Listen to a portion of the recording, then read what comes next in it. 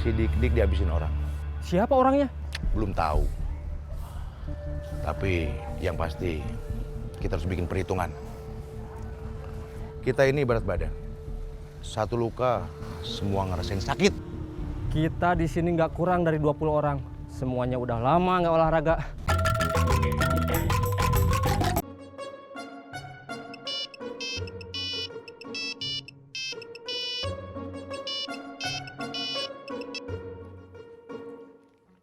Ya, ada apa? Akang udah dapat kabar belum? Kabar apa? Si Dik-Dik habis. Habis gimana? Pak, ongkos sama uang jajan. Minta sama mama, papa lagi nelpon. Saya juga belum lihat.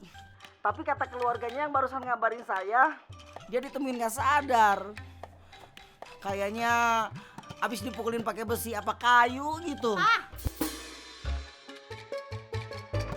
Anak minta ongkos sama jajan buat ke sekolah, masa nggak dikasih? Bukan nggak dikasih. Pakai aja dulu uang belanja. Nanti sama papa diganti. Ini papa lagi nelpon sama Kang Mus.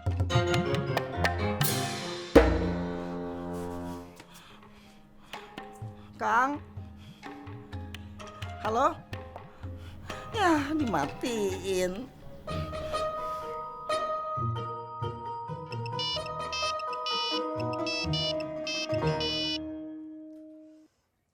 Istri kamu udah selesai marahnya. Udah, Kang. Terus gimana sekarang si Dik-Dik? Kita tengokin yuk, Kang.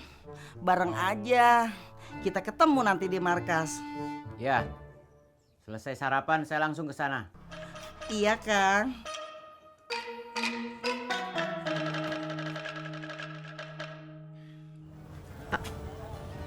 Pinter. Aduh.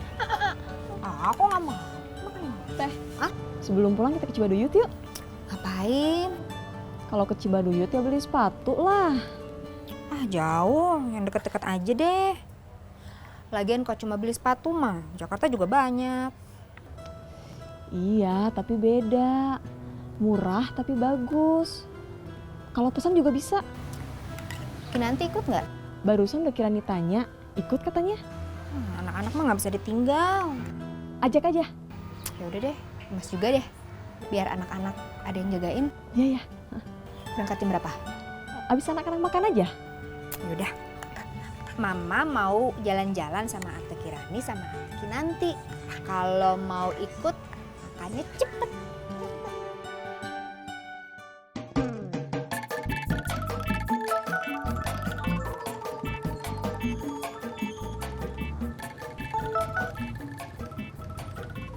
Halo, Kang. Si Dik-Dik dihabisin orang. Siapa orangnya? Kita bikin perhitungan aja, Kang. Belum tahu. Standby aja. Nanti saya kabarin lagi. Ya, Kang.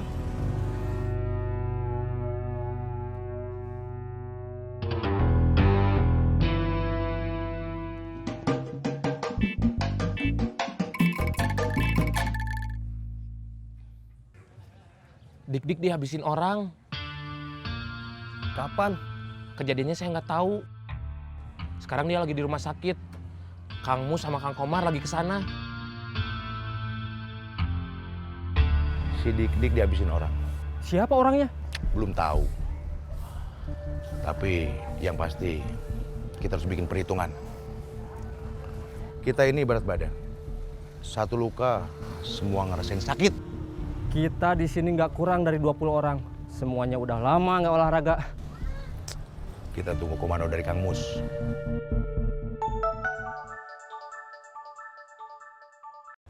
Halo? Ke markas sekarang. Oh iya, Kang.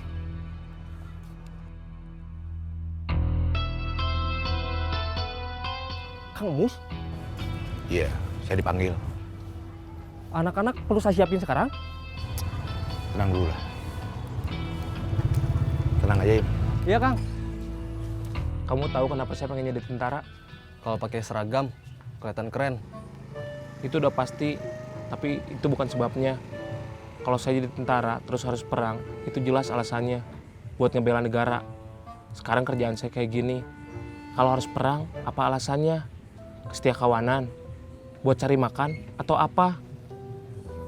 Kamu tahu kenapa saya pengen jadi petinju? Jadi juara, terus dapat job iklan di TV. Saya pengen jadi juara, pengen punya prestasi, pengen punya kebanggaan yang juga jadi kebanggaan keluarga saya, kebanggaan bangsa saya. Kalau kayak sekarang, saya nggak bangga, keluarga saya juga enggak, apalagi bangsa saya. Udah gitu, kalau begini kayaknya kamu nggak punya peluang buat masuk TV. Iya kan? Iya. Begitu saya bisa ngejeblosin si Jamal ke penjara, satu masalah selesai. Tapi muncul masalah baru.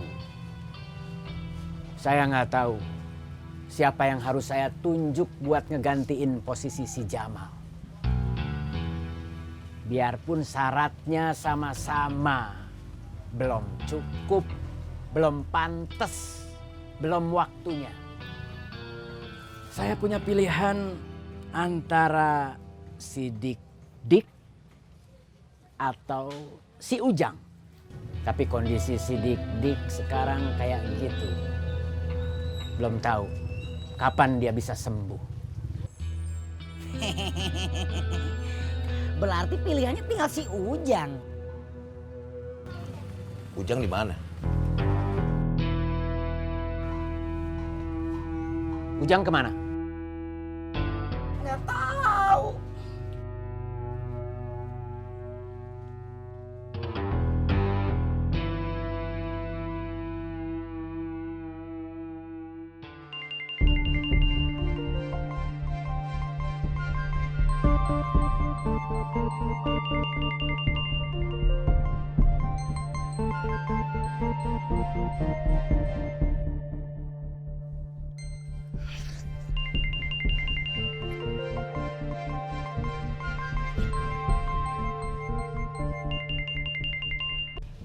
Nggak diangkat.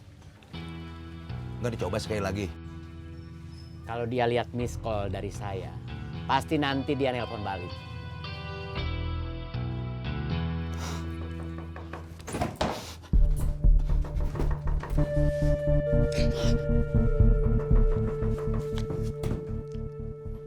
Siapa? Saya. Masuk. Tutup lagi pintunya.